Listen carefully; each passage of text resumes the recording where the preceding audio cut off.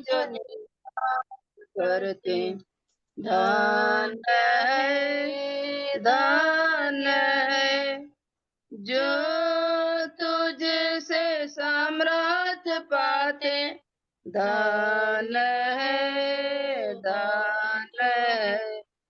जो तुझसे सामर्थ्य पाते, धन्य है यहोवा तुझ पर जो विश्वास लाते, धन्य तेरे वचन में जो हर्षित होते, धन्य है यहोवा तुझ पर जो विश्वास लाते, धन्य तेरे वचन में जो हर्षित होते, धन्य है मंदिर में तेरे जो निवास करते, धन्य है जो तुझसे सामर्थ्य पाते, धन्य है जो तुझसे सामर्थ्य पाते, धन्य है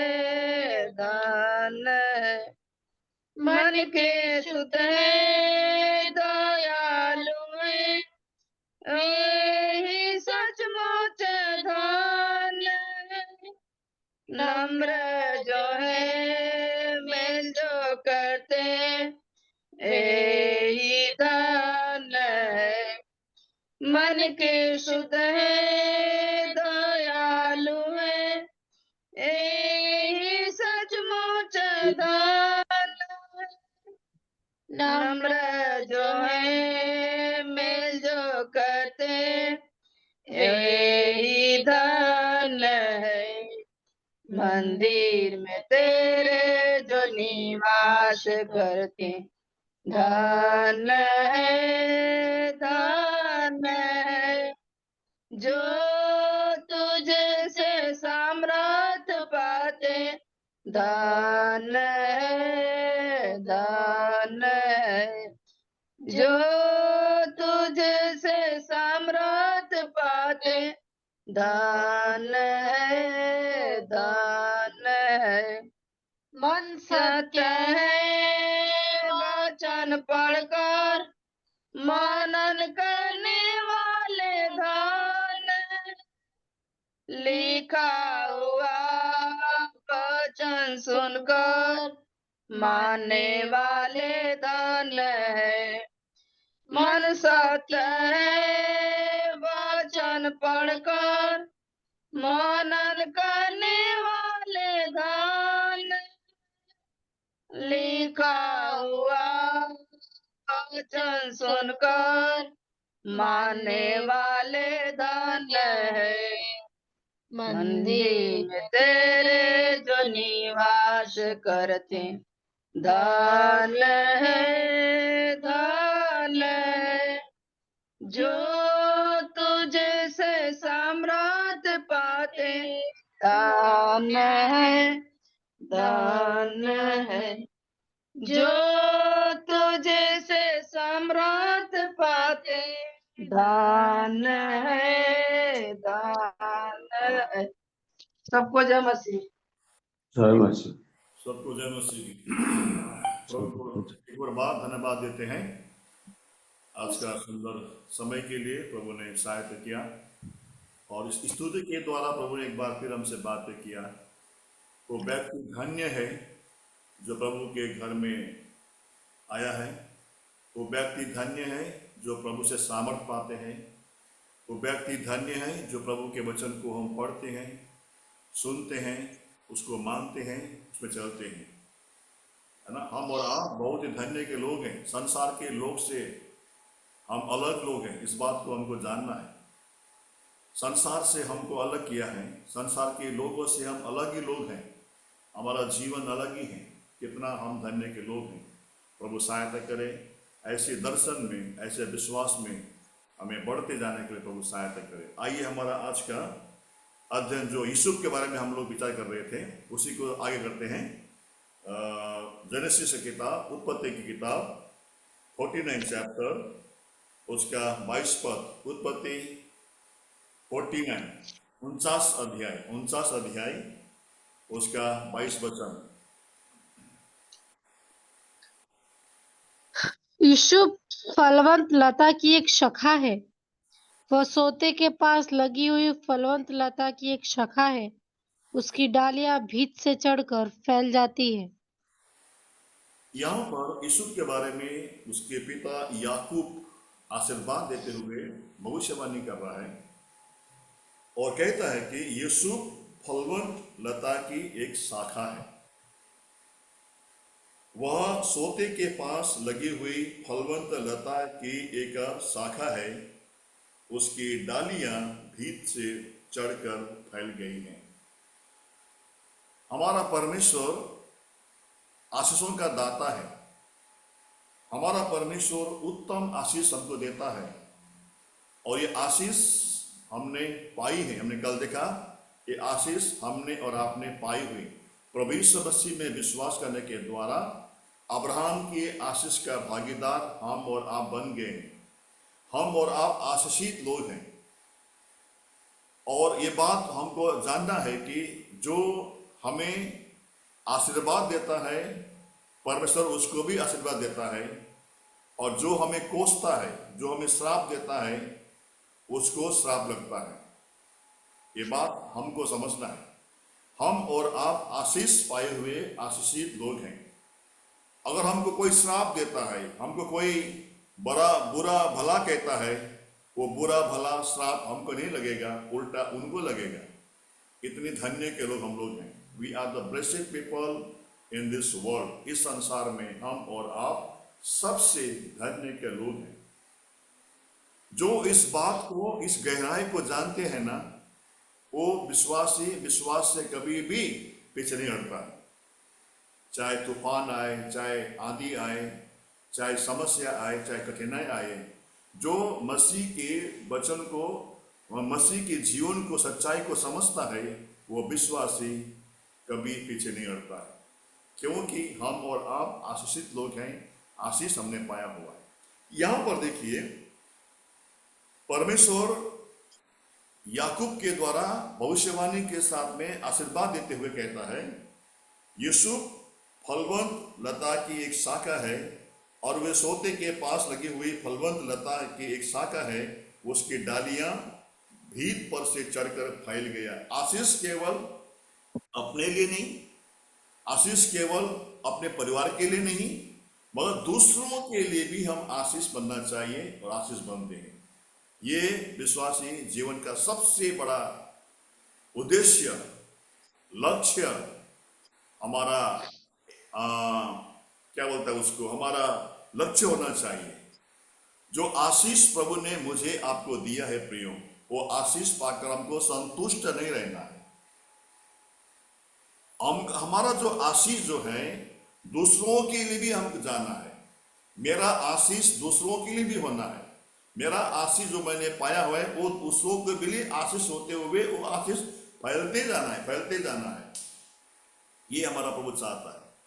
लेकिन इसके लिए सबसे पहला हम और आपको आशीषित होना जरूरी है।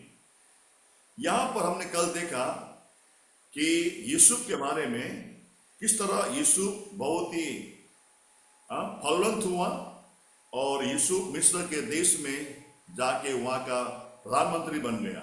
मगर उसके पीछे बहुत सारे यूसुफ का बलिदान है, उसके पीछे बहुत सारे यूसुफ का त्याग है, यूसुफ का समर्पण का जीवन को हम देखते हैं। प्रिय भाई, मैंने कल कहा था कि जब यूसुफ बंदी गृह में बंद था, वहां पर बंदी गृह के जो जेल खाना का दारोगा भी निश्चिंत था, उसको कोई टेंशन नहीं था, क्योंकि सब काम वहां पर यूसुफ करता था। और अब हमने पढ़ा कल, जो कुछ यूसुफ करता था उसको उस काम में सफलता देता था। मगर मैं आज प्रभु की इच्छा हो तो मैं बताऊंगा कि यूसुफ को ये आशीष उसने कैसे पाया।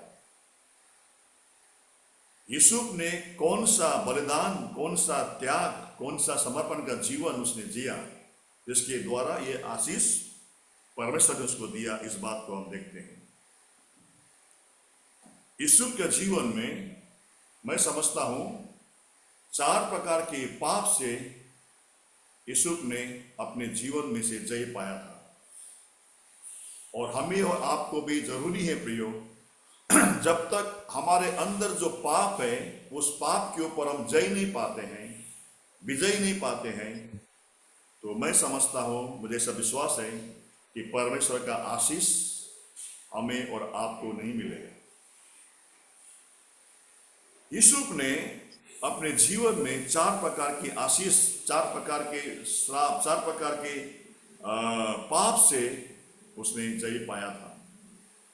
और इसीलिए परमेश्वर ने उसको बहुतायत आशीष दिया और परमेश्वर ने उसको यूसुफ का प्रधानमंत्री बनाया। मैं समझता हूं कि परमेश्वर ने यूसुफ को जब मिस्र में लेके गया तो उसको क्यों बड़ी धूमधाम से बैंड बाजा के साथ में, है ना, जय जयकार करते हुए, ढोल के साथ में, नगाड़ा के साथ में, है ना, बड़ी नाम के साथ में परमेश्वर ने यूसुफ को मिस्र में क्यों लेके नहीं गया? अगर प्रभु चाहता था वो ऐसा कर सकता था। बिना दुख, बिना तकलीफ, बिना बलिदान, बिना समर्पण, बिना त्याग का साथ में परमेश्वर अगर चाहता था तो यूसुफ को बैंड बाजा के साथ में, ढोल के साथ में, ड्रम के साथ में नाचते हुए, गाते हुए, जय जयकार करते हुए परमेश्वर यूसुफ को मिस्र पे लेके जा सकता था। लेकिन परमेश्वर का मार्ग हमारी मार्ग में जमीन आसमान का फर्क है। प्रभु का मार्ग, प्रभु का रास्ता हमारा रास्ता, प्रभु का सोच हमारा सोच जमीन और आसमान का फर्क है। मगर इसीलिए परमेश्वर ने यूसुफ को मिस्र पे लेके गया, ढोल के साथ में, बैंड बाजा के साथ में, नाचते हुए, गाते हुए लेके नहीं गया, मगर उसको दुख में से, उसको कूट कूट कर, उसको दुख में डालकर, उसको कड़वाहट का अनुभव के साथ में होते हुए अंतिम में परमेश्वर ने यूसुफ को मिस्र में पहुंचा दिया। क्योंकि मालूम है, मैं समझता हूं आज 4 प्रकार के पाप को जो यूसुफ ने उसके ऊपर जय पाई, वो हम देखने से पहले आज हम देखेंगे जो यूसुफ 4 बातें जानता था। अगर मैं ये 4 काम करूंगा तो मैं निश्चय मैं जय पाऊंगा। ठीक है, आज हम वो देखेंगे। 4 प्रकार के पाप से जय पाने से पहले आज हम ये देखेंगे वो जय पाने के लिए सामर्थ्य यूसुफ को कहां से मिला। उसने 4 प्रकार का उसने जो काम उसने किया, उसको ये मालूम था अगर मैं ये 4 प्रकार के काम करूंगा तो मैं मेरी पापों पर मैं जय पा सकता हूं। मैं ये हमको जान आज वो सीखेंगे हम। आइए, क्या कौन सी ऐसी बात से यूसुफ को प्रेरित किया, प्रोत्साहन दिया कि वो 4 प्रकार का पाप से उसने जय पा सका। इसलिए पहला हम देखेंगे, पहला उसने, मेरे ऐसा लगता है ना, मुझे ऐसा विश्वास है, पहला उसको इसको ये मालूम था, मत्ती की किताब 16 अध्याय उसका 25 पद, यूसुफ को ये बात मालूम था। मत्ती रचित सुसमाचार 16 अध्याय उसका 25 वर्ष। पढ़िए बेटा, सिखा जल्दी।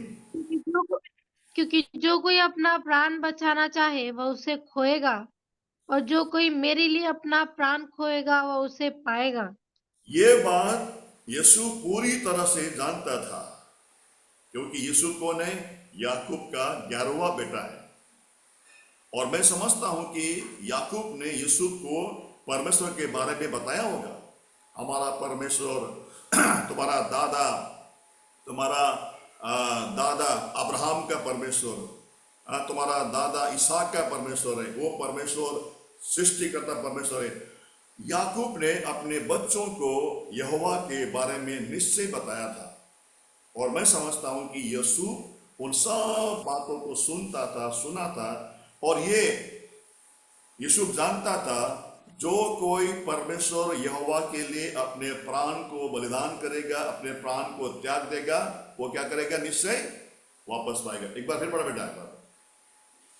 क्योंकि जो कोई अपना प्राण बचाना चाहे वो उसे खोएगा, और जो कोई मेरे लिए अपना प्राण खोएगा वो उसे पाएगा। यूसुफ ये बात जानता था, अगर मैं मेरा परमेश्वर यहोवा के लिए अपने प्राण को खो दूंगा तो मैं पक्का उसको वापस पाऊंगा। अगर मैं अपने परमेश्वर यहोवा के लिए प्राण को नहीं खोऊंगा तो मुझे कुछ मिलने वाला नहीं है। ये बात यूसुफ जानता था। इसलिए प्रियो, यूसुफ के जीवन में इतनी कड़वाहट आया, इतनी मुश्किलें आई, इतनी समस्या आई, लेकिन उसने अपने मुंह से उफ तक नहीं किया, क्योंकि वो जानता था कि अगर मैं अपने परमेश्वर यहोवा के लिए अपने प्राण को दूं, उसको मुझे वापस मिलेगा। पहली बात, हमें और आपको भी ये बात जानना प्रियो, अगर हम और आप प्रभु के लिए अपने प्राण को देते हैं या समर्पण का जीवन जीते हैं, त्याग का जीवन जीते हैं, बलिदान का जीवन जीते हैं, उसके बदले में परमेश्वर हमको बहुत कुछ दे सकता है और देगा भी। पहली बात। दूसरी बात यूसुफ क्या जानता था? देखिए, उसी का मत्ती की किताब उसका 23 अध्याय उसका 12 वचन।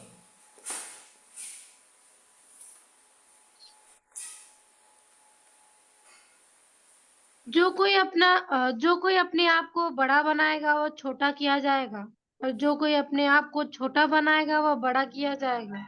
दूसरी बात, मैं ये समझता हूं कि यूसुफ इस बात को जानता था अच्छी तरह से, जो कोई परमेश्वर यहोवा के सामने अपने आप को छोटा बनाएगा, अपने को दीन करेगा, अपने को नम्र बनाएगा, परमेश्वर उसको ऊंचा स्थान पे लेके जाएगा।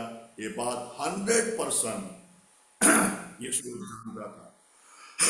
ये बात 100% यूसुफ जानता था। अगर मैं अपने आप को मेरे यहोवा के सामने मैं नम्र बनाऊंगा, दीन बनाऊंगा, अपने आप को मैं नीचा करूंगा, परमेश्वर मुझे एक दिन मेरे भाइयों के सामने, मेरे पिता के सामने और दुनिया के सामने मेरा सिर को ऊंचा करेगा, खड़ा करेगा। ये बात यूसुफ अच्छी तरह जानता था। प्रियो, हमारे आपके जीवन में भी हमको जानना है, जितना हम अपने आप को नम्र बनाएंगे, दीन बनाएंगे, उतना परमेश्वर हमको आपको उठाएगा। मैं एक बात कहता हूं प्रियो, कभी भी ये बात ऐसा प्रार्थना नहीं करना, प्रभु मुझे नम्र बनाओ, मुझे दीन बनाओ, कभी ऐसा प्रार्थना नहीं करना। प्रभु के दास ने एक बार कहा था, मुझे अभी भी याद है, कभी जिंदगी में ऐसा प्रार्थना नहीं करना, प्रभु मुझे नम्र बनाओ, मुझे दीन बनाओ। हमें प्रार्थना क्या करना है? प्रभु मैं नम्र होते हुए, दीन होते हुए आपके साथ में आता हूं। हम अपने आप को नम्र और दीन बनाते हुए प्रभु के चरण पे आना है। हमें ये प्रार्थना नहीं करना है कि प्रभु मुझे नम्र बनाओ, दीन बनाओ। जिस दिन परमेश्वर आपको नम्र और दीन बनाने का शुरू करेगा ना, बहुत ही दर्दनाक होगा वो, उसको हम सह नहीं पाएंगे। परमेश्वर जिस दिन हमको नम्र बनाना शुरू करता है प्रियो, उनका जो नम्र बनाने का तरीका है ना, बहुत ही पीड़ादायक है, बहुत ही पेनफुल है, उसको हम नहीं सह पाएंगे। इससे अच्छा क्या है? हम अपने आप को नम्र और दीन बनाते हुए प्रभु के चरण पे आना है। यूसुफ ये बात को जानता था कि अगर मैं अपने आप को नम्र बनाऊं, अपने आप को दीन बनाऊं, परमेश्वर मुझे मेरे सिर को एक दिन ऊंचा करेगा, मेरा सिर को कभी वो नीचा होने नहीं देगा।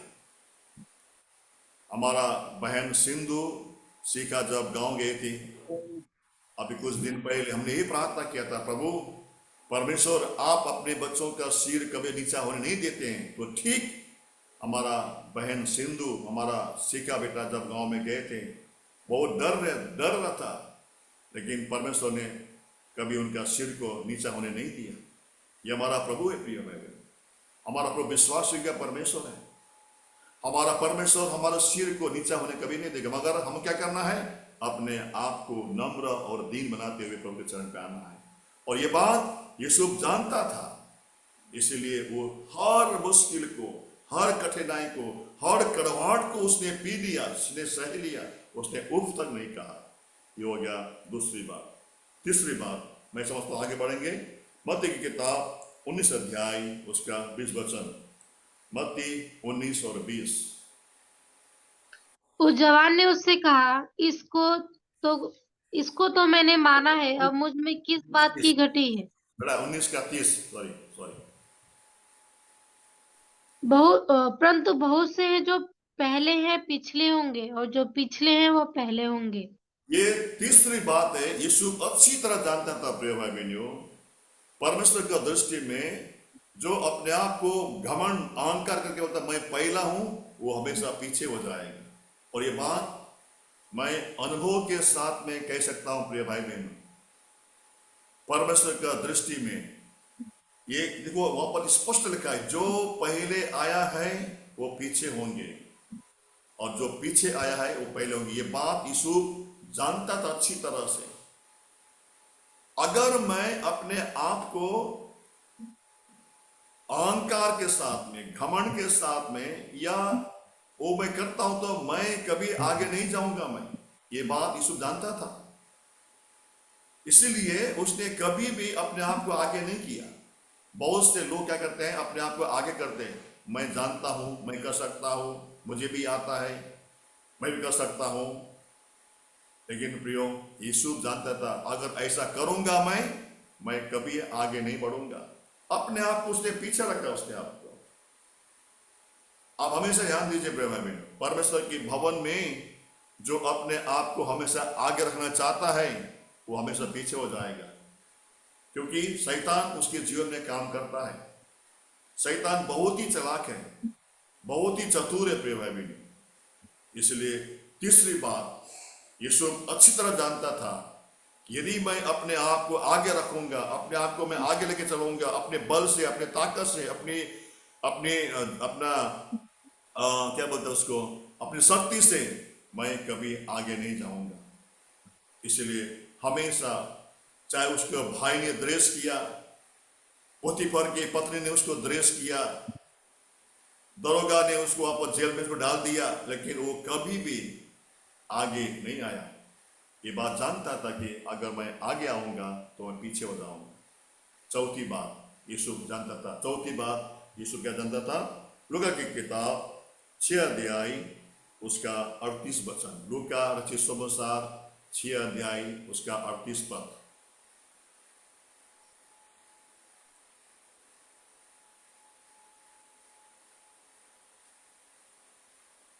और बेटा जल्दी। दिया करो तो तुम्हें भी दिया जाएगा, लोग पूरा नाप दबा दबा कर, हिला हिला कर उभारता हुआ तुम्हारी गोद में डालेंगे, क्योंकि जिस नाप से तुम नापते हो उसी से तुम्हारे लिए भी नापा जाएगा।